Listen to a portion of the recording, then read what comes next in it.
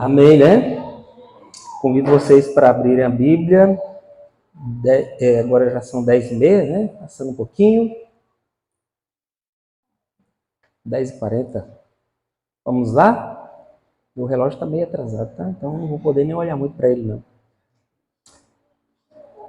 2 Crônicas, capítulo 20. É uma alegria muito grande poder estar aqui, não é, Robson? Ver nossos amigos, os amigos do nosso tempo ainda, né, Dió? Eu vi a Dió dando um recadinho aqui, eu aprendi com ela uma coisa, com ela tem duas opções só, ou vai ou vai. Na obra de Deus, a Bíblia diz, Jesus diz, né, que quem comigo não ajunta, espalha. Então não tem como estar aqui de forma neutra. Ou eu estou envolvido ou eu estou atrapalhando, né? E essa semana eu estava no meu ano bíblico, em Mateus 23, e eu pensei assim, rapaz, se alguém pregasse do jeito que Jesus pregou aqui, João Batista pregou, né? Raça de víbora, raça de cobra venenosa, né? Imagina se eu pregasse aqui para vocês, chamasse vocês de cobras venenosas. Acho que os bancos iam ficar vazios, né? Ou então ia ser apedrejado, né? Mas cada cultura, cada contexto, e nós podemos falar tão poderosamente, né, no vocabulário atual, e na verdade quem fala é o Espírito Santo, e quem toca é o Espírito de Deus. Acharam 2 Crônicas? Ao sentar aqui na frente, fiquei pensando, quase 30 anos atrás, quando eu cheguei na Igreja Adventista do Sétimo Dia, né, Deusa? Éramos um grupinho, um salãozinho alugado ali na Avenida Central. Talvez a gente era menor do que essa igreja aqui hoje. O grupo era menor. Era menor. E como Deus tem abençoado o seu povo. Na época, o IBGE dizia que Augustinópolis tinha 7 a 8 mil habitantes. Hoje diz que tem 18 mil. Né? Mas a igreja cresceu. Eu acredito que a igreja cresceu mais do que proporcionalmente ao crescimento da população. Amém?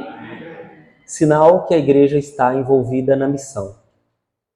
É uma alegria muito grande. Às vezes eu não acredito. Nossa, Augustinópolis tem 4 igrejas já. E eu orei tanto por essa igreja, eu me apaixonei tanto por essa igreja, por essa obra, que por anos, já tem muito tempo, né, que eu saí daqui, que é quase 30 anos mesmo, eu sempre me peguei orando, Senhor, abençoa a igreja de Augustinópolis. Eu já não estou nem em Augustinópolis, mas abençoa assim mesmo, Senhor, a igreja de Augustinópolis. Que ficou na minha cabeça, né, pedir que Deus abençoasse essa igreja para que ela crescesse, para que ela se expandisse. E louvo a Deus pela vida de cada um de vocês. Voltando a falar do nosso caldo, nós temos um ministériozinho lá na nossa igreja. Eu sou membro e ancião da Igreja Central de Palmas. Central de Palmas hoje é a maior igreja do estado. É uma igreja com muitos membros. No papel somos mais de 600, mas diz que regular somos uns 500. Somos, se não me engano, 14 anciãos. Eu quase não entro na escala, né? Para pregar quase nunca, porque nós temos um pastor e ele sempre está ali para cumprir o seu papel também. Então eu tenho um tempo de desenvolver alguns ministérios. A gente ajuda em ministério jovem, pequeno grupo, e esse ano a gente está bem envolvido também na ADRA, nossa paixão, né? E chegou uma senhorinha lá do Rio de Janeiro, que ela passa assim um óleozinho de peroba e vai nas casas, nas mansões, nos casas ricas e pede ajuda. E ela foi numa panificadora e disse, olha, eu quero a ajuda aqui. Aí o rapaz falou, então toda semana você vem buscar torrada, porque o pão francês que sobra, eles fatiam e torram, e eles vendem num pacote do mesmo valor do pão. Mas sobra muito. Então eu trouxe, ela parece que são 12 pacotes grandes. Deu um saco muito grande que quase não coube no carro, né? Muito volume. E ela disse, nós vamos levar, lá tem uma igreja que faz uma sopa lá. Eu falei para ela, mas eu não sabia que a sopa estava em pausa aqui. Pois você vai fazer e vai mandar foto para mim. eu falei, cheguei aqui e falei, e agora estamos ferrados. Vamos fazer um caldo de mandioca, que é mais simples, né, mais fácil. Alguém tem mandioca aí no quintal? Se não tiver, nós vamos achar quem tenha, né? E temos que fazer uns 10 quilos, acho que dá, né, amor? Se o pé for muito bom, só esse já dá 10 quilos. Lá em Palmas está em torno de 6 a 8 reais um quilo. A gente compra congelado para fazer, né? Aqui eu acho que é mais barato. Então vamos pensando aí até mais tarde, se alguém tiver uma luzinha assim, avisa nós. E aí a gente põe lá um franguinho desfiado, mas até o caldo de proteína fica muito saboroso, viu? O tempero da minha esposa é o melhor do mundo, então vocês vão saber que não precisa nem frango, não. E o pessoal toma, irmão, é de verdade, o caldo vegetariano fica muito saboroso, muito gostoso. É o da deusa? A briga entre família, deixa elas lá.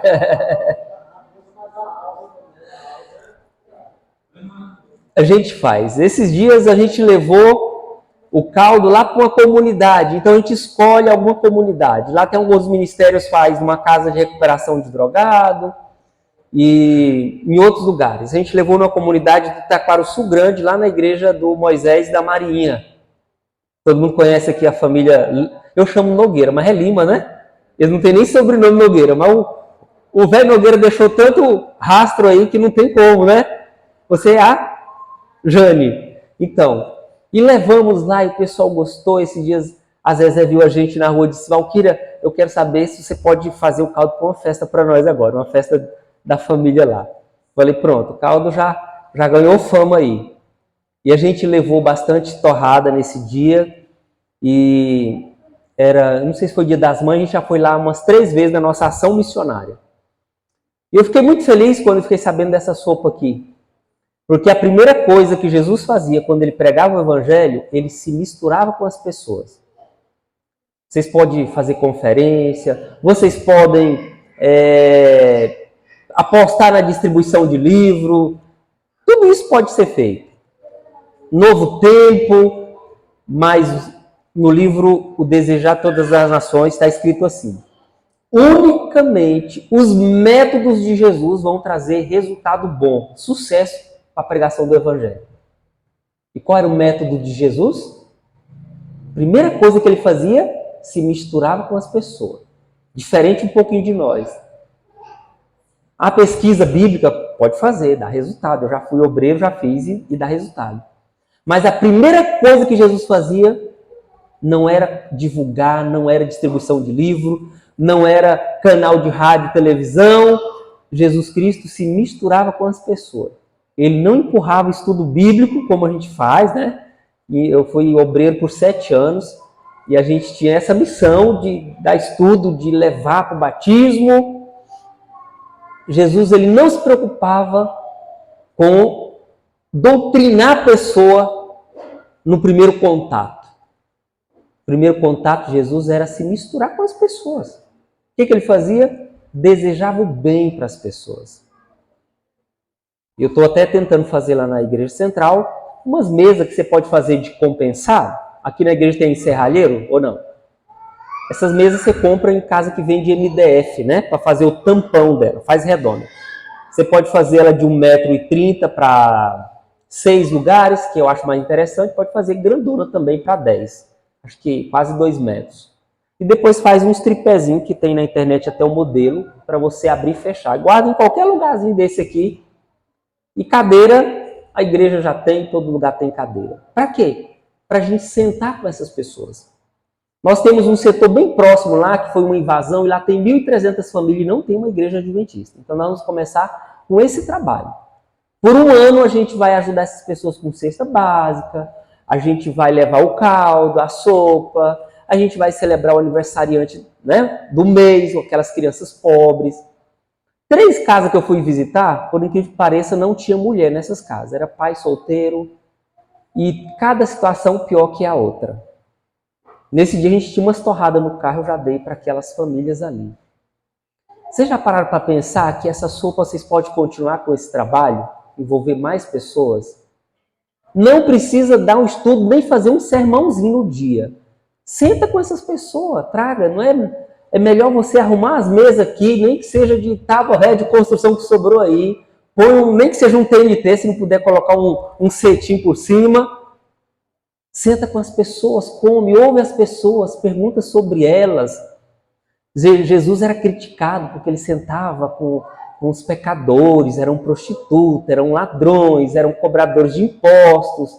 E Jesus era muito criticado, mas ele ganhava a confiança dessas pessoas. E ele fazia muito disso. Então, como agora eu sou voluntário, irmã Maria, eu agora não sou mais aquele obreiro que tem que ir para o campo e trazer ali no laço alguém para o tanque batismal, como eu tinha que fazer.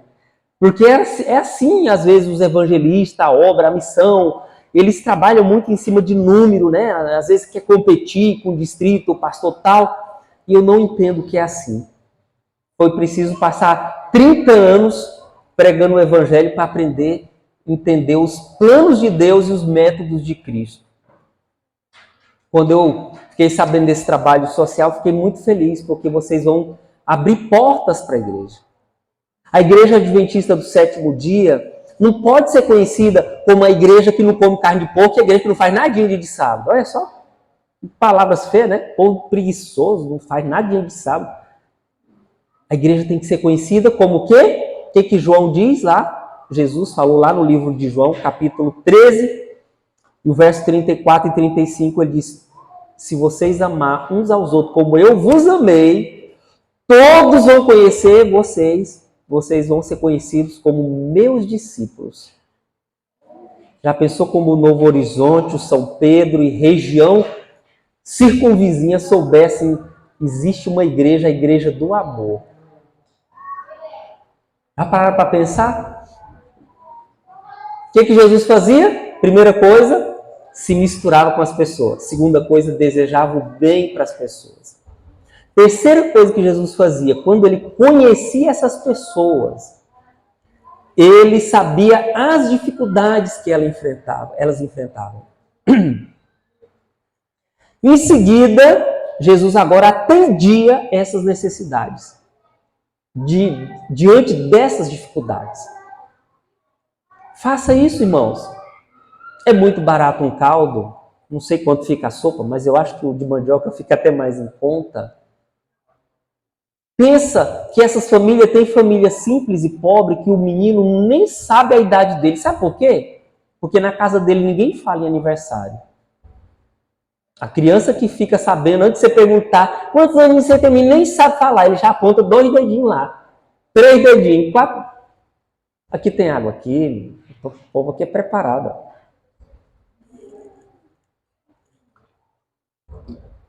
E aí, o que acontece? Alguém sabe fazer bolo? É na hora, olha ali, já levantou um dedinho. Opa, tem um padeiro forte aí, confeiteiro. Gente, é simples. Quem sabe, cadastrem as famílias aqui ao redor e diz, nós queremos só orar por você. Não fale estudo bíblico, não, por enquanto. Faça isso 6 meses, 8 meses. Você vai descobrir quem é que precisa de uma cesta, quem é que está lá, não tem um aposento, mas está idoso, quem é que tem uma doença crônica que gasta tudo que ganha no remédio, quem é que mora de aluguel e não sobra nem para o arroz do mês. E vai ajudando de acordo com a necessidade. Vai visitando. A gente tem pressa de empurrar a Bíblia de goela abaixo, a doutrina, é a volta de Jesus, é porque quem morre está no pó da terra, é que o arrebatamento não é secreto, e a gente quer defender, e que o sinal da besta é não sei o quê, e a gente quer fazer as pessoas enxergar nós por esse tipo de teoria. As pessoas não estão nem aí para essas coisas.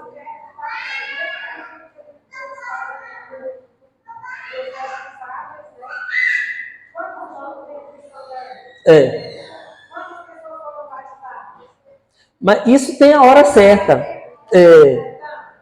Então, nós podemos trabalhar em cima dessas duas coisas. A estatística, que é importante, tá? Relatar. Mas eu estou mostrando para vocês que esse meio de ganhar o coração das pessoas precisa ser mudado. Ele é mais valioso. É bom chegar num bairro novo, num lugar, abrir um trabalho. É bom. Mas a estratégia de Jesus, ela é infalível. Entendeu? Entendeu? Façam isso. Ai, Arildo, nós não temos um salão ainda, nós não temos um refeitório na nossa igreja. Gente, não tem nenhum pecado transformar isso aqui num salão social no momento do evangelismo.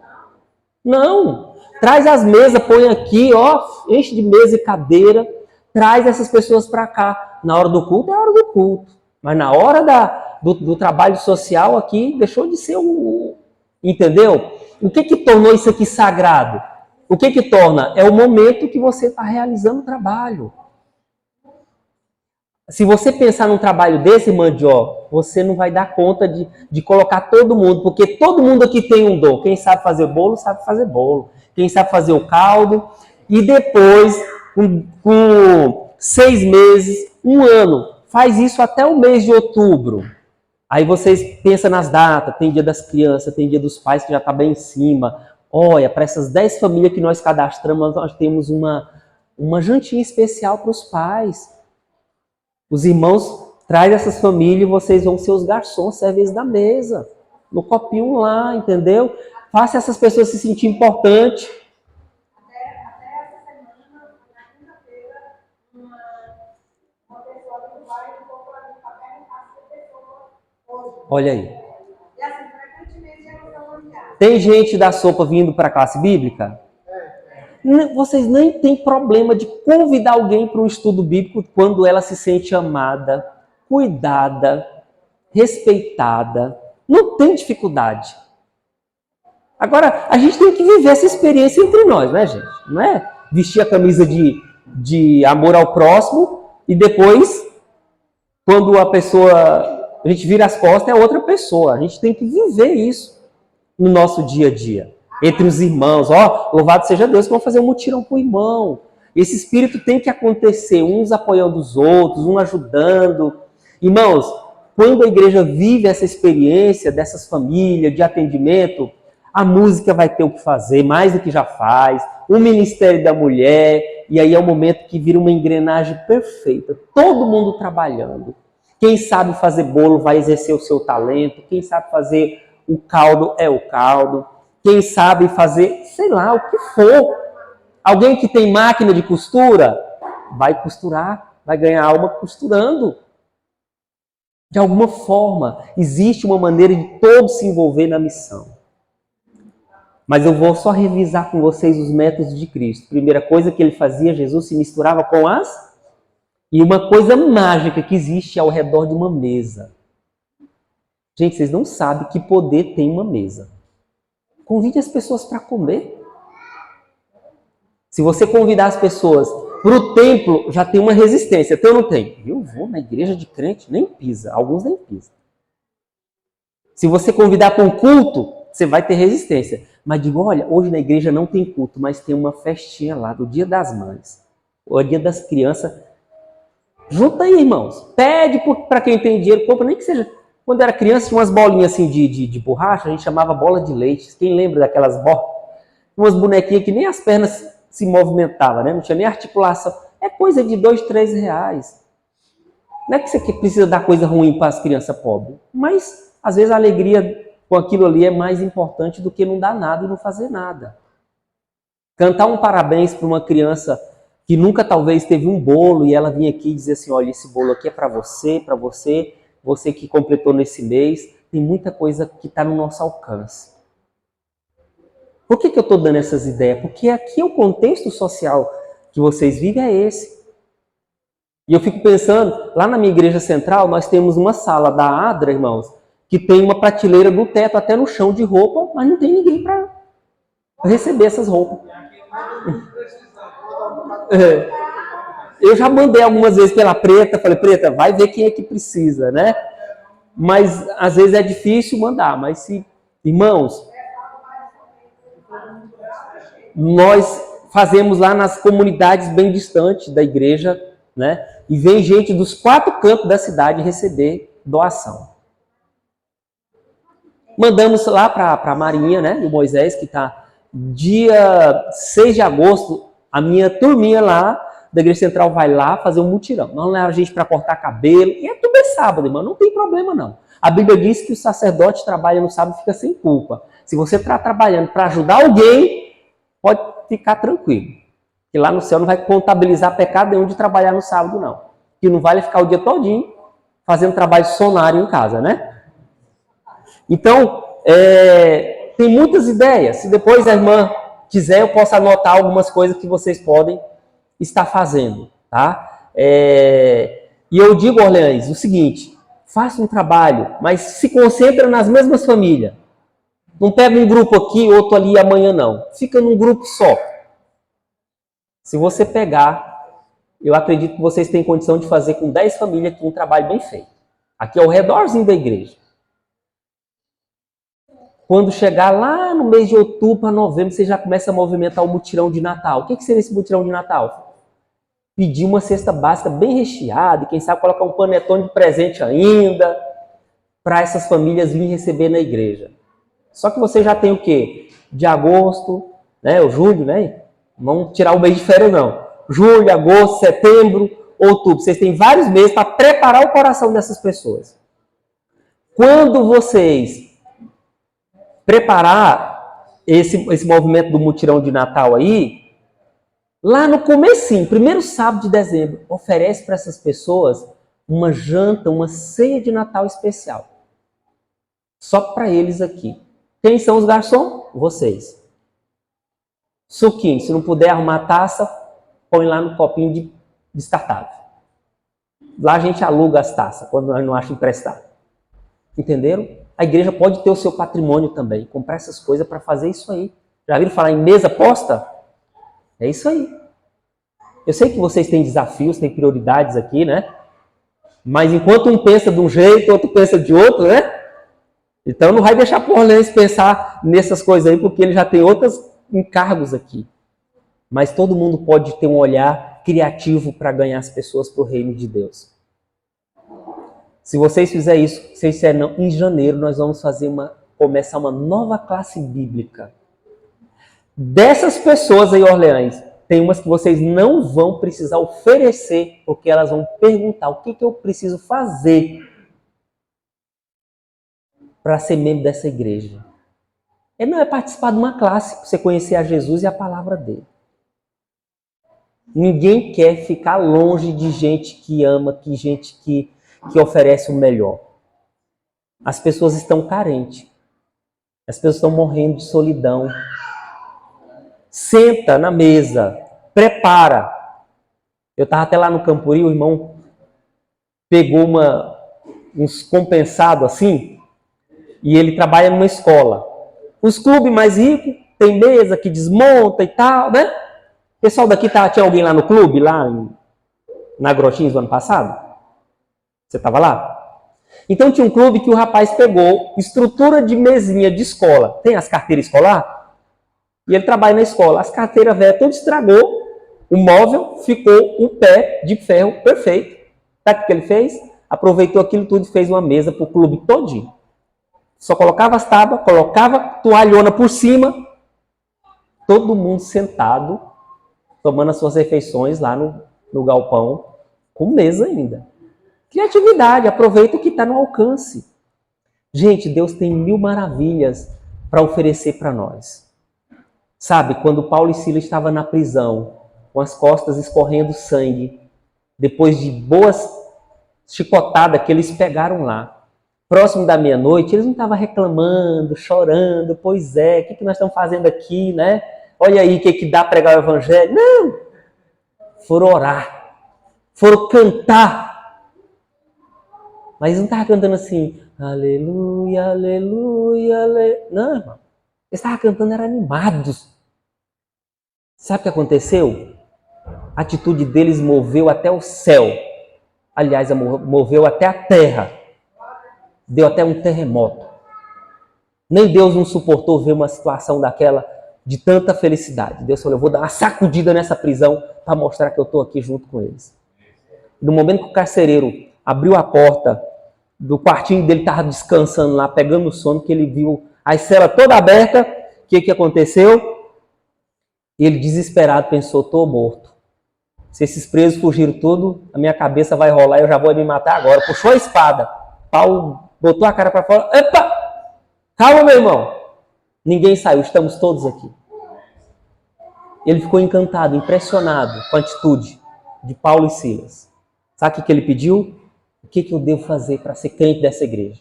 Eu quero ser salvo também. Sabe por que as pessoas não procuram mais a nossa igreja? Porque elas não viram em nós nada que atraísse elas. A gente tem que ir lá atrás, insistir. E não deveria ser assim. Temos que orar pelo Espírito Santo, temos que pedir que o Espírito Santo nos batize, para que ele nos mova, que ele nos transforme, que ele nos use, que as pessoas possam ver essa luz brilhar em nós. Jesus Cristo diz, vós sois a luz, e ninguém pode esconder uma luz lá debaixo da cama, debaixo da mesa. A luz, ela é vista por todos. Se não somos vistos, porque essa luz não está brilhando. E ela pode brilhar muito bem se a gente se unir na busca desse poder espiritual. E quando a gente se unir para fazer o trabalho de Deus, vocês não vão atrás de uma única pessoa para receber estudo bíblico. Vocês estão duvidando? Marca aí, 2 Crônica. Não sai daí não, vamos chegar lá. Vai lá para Atos 2. Não é coisa da minha cabeça não, irmãos. Quem é que vai trazer as pessoas aqui que não vai ter espaço? Essa aqui vai ser a igreja central do Novo Horizonte, porque vai ter outras aqui ao redor. Olha só, Atos 2, o verso 40. Tem um contexto todo, não vou ler, porque não vai dar tempo mesmo. O verso 47. Mas se você ler do 42 ao 46, você vai ver o que acontecia. Esses irmãos viviam unidos, de casa em casa, orando. Eles gostavam de comer junto todo dia. Aqui diz que todo dia tinha junto a panela. E os irmãos hoje têm uma vez na vida. E às vezes até briga por... uma vez no mês. Aqui tá bom então, viu, irmã? A estatística aqui tá boa. E as pessoas viviam ajudando. Tinha gente que vendia as propriedades, dividia. Já pensou, irmão? Tinha um irmão que tinha 2 lotes. Não, eu vou dar isso aqui pro irmão que não tem nenhuma casa para morar. Era assim. E as pessoas da cidade correram uma fofoca no grupo de WhatsApp da cidade. Tem uma igreja que chegou aqui agora, que esse povo se ama, esse povo cuida um dos outros. Você acredita que tem gente que tem coragem de vender a terra e dividir para todo mundo um pedaço? Dá o dinheiro, eles gostam de comer junto todo dia. São felizes, são simples, são unidos. Verso 47, vamos lá, o texto. Louvando a Deus e contando com a simpatia de todo o povo. Tem uma versão bem antiga que diz assim, contava com a simpatia da cidade toda. Correu nos bairros todos. Gente, vocês não sabem da igreja do bairro Novo Horizonte. Nunca vi nada igual. Até os doentes são curados. Esse povo vive numa conexão. Tem um tal de Jesus que morreu aí, que eles acreditam nele. E aí a Bíblia diz aí o final do texto. Enquanto isso, acrescentava o Senhor dia a dia os que iam sendo salvos. Quem é que acrescentava os crentes para a igreja? Tinha que contratar o obreiro para dar estudo? Não. A igreja vivia pegando fogo no poder de Deus. A notícia rodava. A rádio peão da época era boca a boca, né? Chegava numa boca, passava para outra, ó. Vocês não sabem o que está acontecendo. Não, eu quero ir lá, quero ver como é que é esse povo. Deus trazia para a igreja os que precisavam ser salvos. A igreja era atrativa. Pedro até escreve lá na sua carta, diz, olha, vocês têm que estar preparados para dar razão da esperança quando alguém perguntar para vocês. Sabe por que as pessoas não questionam, não indagam a gente? Por que você é assim, Jó? Por que você é feliz? Por que você faz tanta coisa pelas pessoas? Porque nós nem faz as coisas direito. A gente não chama a atenção das pessoas com a nossa vida de crente. Nós somos mais egoístas, assim, mais do que uma banda para frente. Deus, ele tem bênçãos para nós. Quando a gente parar de ficar com aquele estruturinha de igreja que a gente aprendeu a ser até hoje. E viver o evangelho como Jesus viveu. Eu tinha preparado uma mensagem, mas Deus já me colocou outra na boca aqui. Mas vamos lá, para você não ter perdido o trabalho de abrir lá. Vai ser bem rápido aqui, eu prometo para vocês. 2 Crônicas 20. Feche os seus olhos, nosso Deus amado. Nós vamos continuar aqui fazendo uma análise da sua palavra. Assim como já fizemos aqui uma proposta de trabalho como Jesus fez. Nos ajuda, Senhor, a viver de verdade o teu evangelho. O Senhor disse que todos saberiam que nós somos teus discípulos quando nós tivéssemos amor uns aos outros. Não quando nós comesse assim assado, quando nós guardássemos algum mandamento, quando a gente se vestisse de forma diferente, quando a gente defendesse a doutrina A ou B. Tudo isso tem a sua importância, mas o Senhor disse que as pessoas todas conheceríamos nós como teu discípulo se nós vivêssemos o amor que o Senhor demonstrou para os outros. Nós queremos experimentar essa vida cristã que nunca vivemos ainda. Eu tenho orado por isso. Eu quero orar por essa igreja aqui, porque o Espírito Santo seja altamente derramado de forma plena aqui sobre essa congregação. Estou muito feliz com essa nova igreja, esse local tão agradável. Assim como o Senhor deu recurso para chegar até aqui, continue, ó Deus, até o momento que ela seja plenamente inaugurada, mas que a vida cristã dessa igreja seja mais importante do que esse prédio. É o que nós pedimos em nome de Jesus. Amém. Mas finalizando os métodos de Cristo, sabe qual era a última coisa que Jesus fazia? Mas vamos do começo. Se misturava com as pessoas, desejava o bem, atendia-lhes às necessidades. Então Jesus dizia, segue-me. Jesus tinha dificuldade de encontrar seguidor? Não. Essa igreja, se ela amar as pessoas, cuidar das pessoas, não vai ter nenhum problema em oferecer o estudo bíblico e chamar para a classe bíblica. Eles vão se oferecer. Verso 1. Depois disto, os filhos de Moabe e os filhos de Amon, com alguns dos meunitas, vieram a peleja contra quem? Josafá. E então vieram alguns que avisaram a Josafá. Josafá, para quem não sabe, era o rei de Israel. Para quem não sabe quem eram os moabitas, os amonitas, era um parente não tão próximo, mas também não tão distante de Israel. Né? Os filhos de Ló, quem se lembra dessa história? Depois de muito tempo, os filhos de, no caso Ló, sobrinho de Abraão. Isaac era um neto de Abraão que gerou uma grande descendência, tornando Jacó. Que se tornou ali uma grande nação chamada Israel. E depois de muito tempo, aquelas nações poderosas começaram a se enfrentar por algum motivo e Josafá então se sente encurralado. Vem uma notícia dizendo no verso 2: grande multidão vem contra ti da além do mar e da Síria, e eis que já está em Hazazon Tamar, que é em Gedi.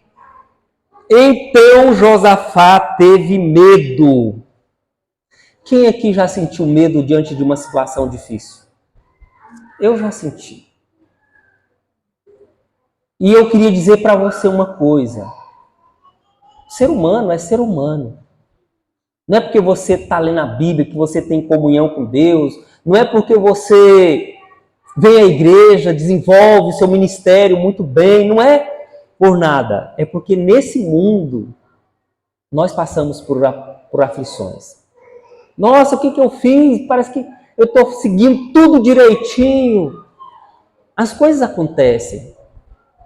Se acontecem com as pessoas más, acontecem também com as pessoas boas que servem a Deus.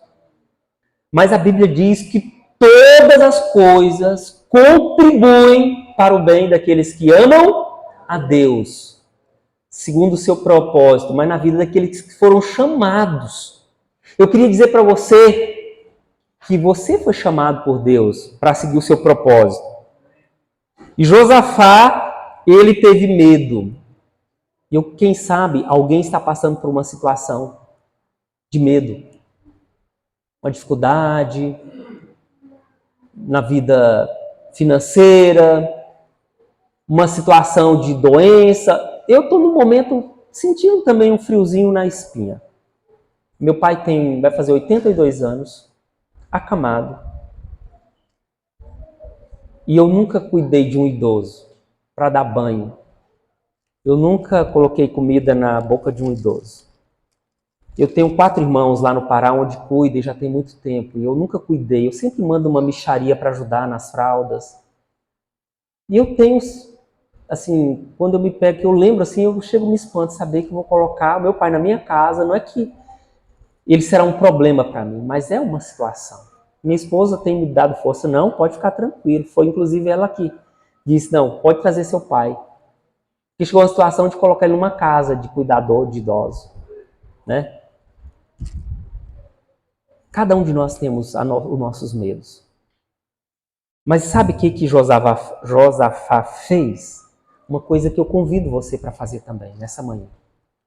Se tem alguém passando por uma situação dessa, é o que eu estou fazendo. Olha o restante do verso 3. Pôs-se e se pôs a buscar o Senhor.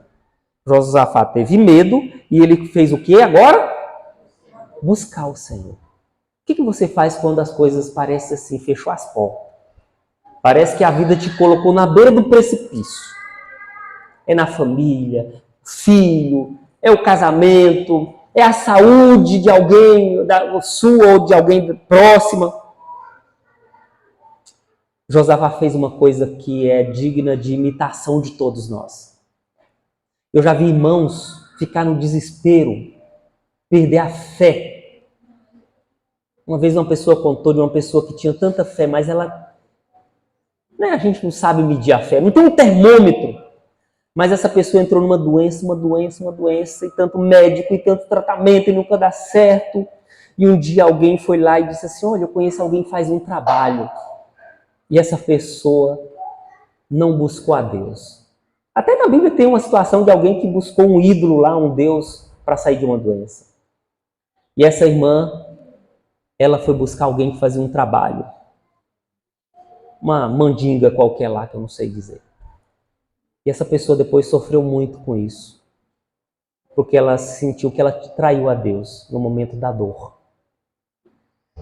Jesus Cristo está pronto a atender. A Bíblia diz, lançando sobre ele toda a vossa ansiedade, porque ele tem cuidado de vós. Gente, não tem para onde correr. É se entregar nos braços de Deus. Eu sempre tive medo de enfrentar a dor. Sabe, gente, eu sempre tive medo porque eu pensei assim, eu tenho medo que a dor me faça duvidar do amor de Deus por mim.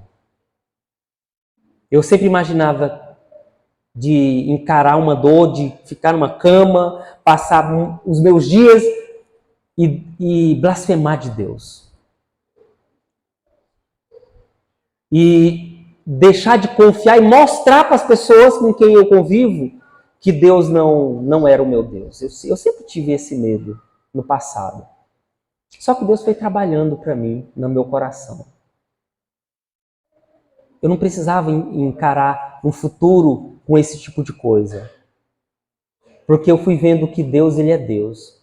Ele vai ser sempre Deus. E Jó, quando a esposa sugeriu que ele blasfemasse de Deus e morresse, ele falou, não, meu filho, Deus é Deus, tanto na abundância, na saúde, como ele vai ser Deus, sempre vai ser Deus. Eu fui entendendo isso. Eu não preciso pensar nesse tipo de coisa, porque eu preciso preocupar em buscar a Deus todos os dias. O que Josafá fez? Apregou jejum em todo Judá.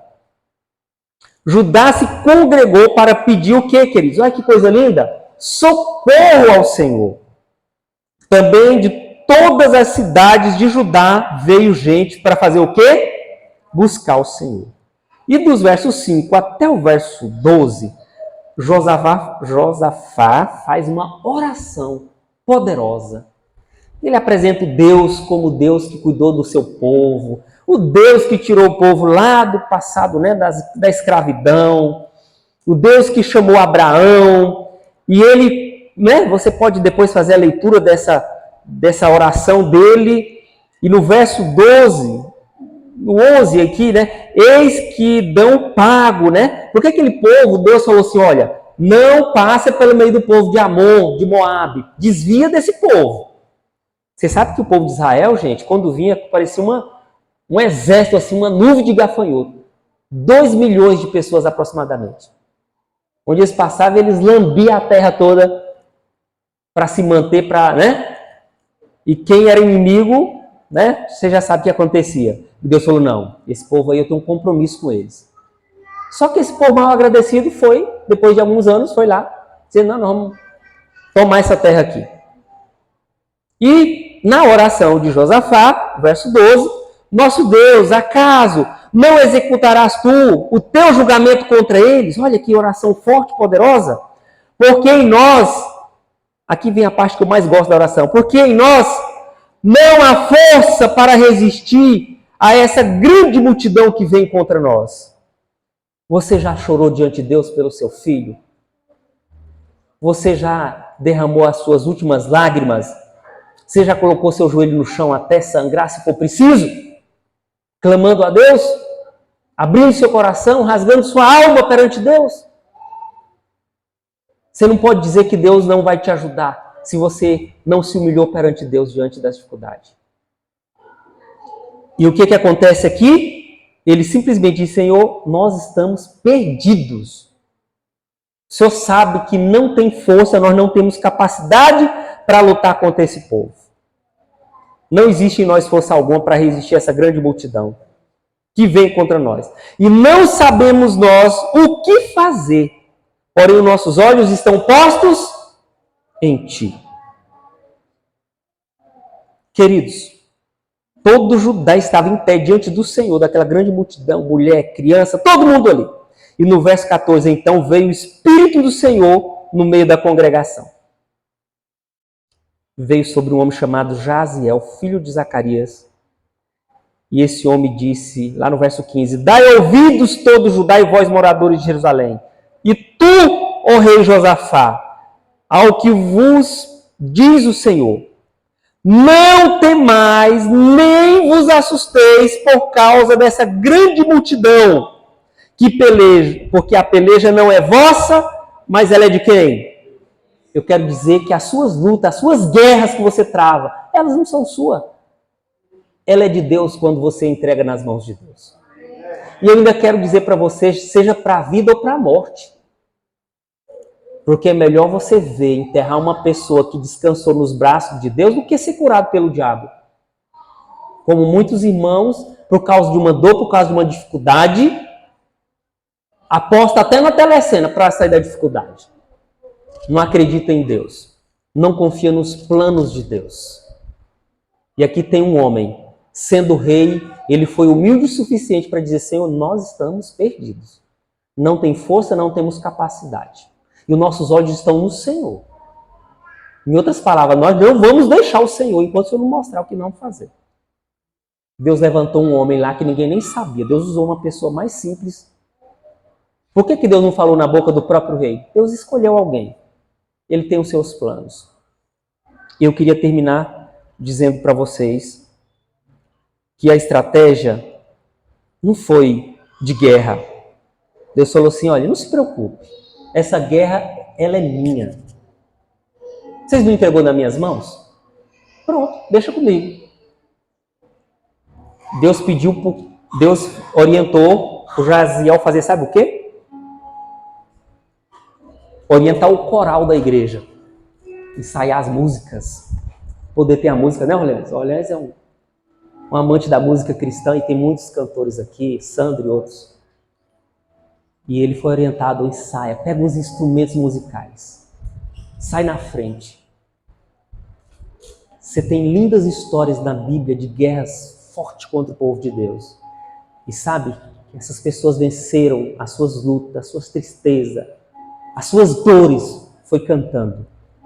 Paulo e Silas na prisão mostrou que Deus era poderoso até para abrir uma cela. Gente, eles estavam com as algemas acorrentados seus pés no tronco. Tronco, vocês sabem, é uma coisa forte, né? Todo curral tem um tronco, não tem? O boi não escapar. Na prisão também tinha. Quantas guerras as pessoas não usaram suas mãos e armas mais improváveis. Gideão usou o quê? Pote de barro e toque de trombeta. Para um inimigo que estava todo armado. O povo de Israel não tinha armas, não sabia nem mexer com espada tanto quanto os demais. Na maior parte da história deles. E agora Deus manda o povo cantar. Como é que você vai derrotar um inimigo que está todo armado cantando? É uma vida de entrega a Deus. Que não pense apenas no louvor que sai audivelmente dos seus lábios, mas pensa numa vida que louva a Deus com a obediência. Você pode derrotar qualquer inimigo. Se o resultado vai ser colocar uma pessoa talvez no caixão, não sei. Mas a vitória foi ganha. Quantos querem, com o poder de Deus, viver essa experiência de vida com Deus? Se Deus mandar obedecer, é a nossa parte. Quem sabe algumas pessoas dizem o quê? Essa grande multidão que cercou a nossa cidade aí, nós não temos condição de enfrentar. Deus falou, vai lá com o coral da igreja. Se levante. Quantas vezes Deus fez coisas inimagináveis. E Ele está pronto para fazer na minha vida e na sua vida. Amém? Se você quer uma oração, eu quero interceder por você, eu quero que você fique em pé junto comigo. Senhor Deus, a Tua palavra foi aberta nessa manhã. Aqui nós tivemos momentos maravilhosos, logo mais teremos o almoço também. Alguns vão talvez para sua casa, outros vão participar desse abençoado Junta Panelas. Que o Espírito Santo do Senhor seja derramado, continue sendo derramado nessa igreja. Mas nós não queremos receber só o que temos recebido até hoje. Nós temos sentido a Deus apenas um sereninho. Nós queremos viver uma experiência plena de cristãos que amem, que acreditem, que se entregam de verdade ao Senhor. Que nós, como Josafá, possamos olhar para Ti, Senhor. Josafá estava em pé no meio de uma grande multidão de fiéis. E ele disse, nossos olhos estão postos em Ti. Assim como nossos também estão postos no Senhor nessa manhã. Leva-nos em paz ao nosso lar, na certeza de que o Senhor está abençoando a vida de cada um, em nome de Jesus. Amém.